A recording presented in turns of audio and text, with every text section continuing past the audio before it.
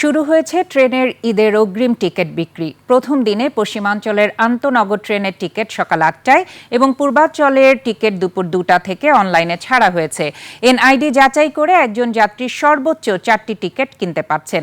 অনলাইনে একটি টিকিটের জন্য প্রায় ৪০০ জন চেষ্টা করেন, আর ১ ঘন্টার মধ্যে বিক্রি শেষ হয়ে যায়। সিরাত আল মুস্তাকিমের রিপোর্টে রয়েছে বিস্তারিত।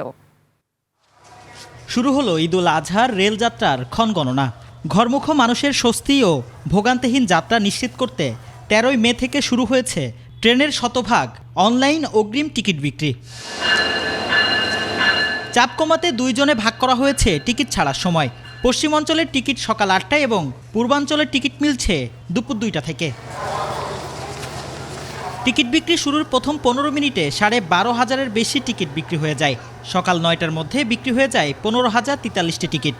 প্রথম আধা ঘন্টায় ৬০ লাখ মানুষ টিকিট কেনার জন্য চেষ্টা চালান, অর্থাৎ ৬০ লাখ হিট হয়েছে ওয়েবসাইটে। এর মানে হচ্ছে প্রতিটি টিকিটের জন্য গড়ে ৩৯৩ জন চেষ্টা করেছেন। রেল কর্তৃপক্ষ জানিয়েছে একজন যাত্রী সর্বোচ্চ ৪টি টিকিট কিনতে পারবেন এবং সহযাত্রীদের নাম পরিচয় দেওয়া বাধ্যতামূলক। টিকিট কালোবাজারি রুখতে অগ্রিম কেনা এই টিকিট কোনোভাবেই ফেরত দেওয়া যাবে না। আজকে ২৩ তারিখে টিকিট দেওয়া হয়েছে। সকাল ৮টা থেকে পশ্চিমাঞ্চলের প্রায় ১৬,০০০ প্লাস টিকিট বিক্রি হয়েছে।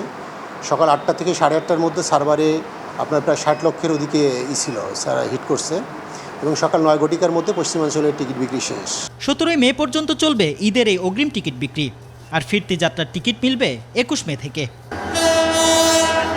সিরাত আল মুস্তাকিম, ২১শে টেলিভিশন, ঢাকা।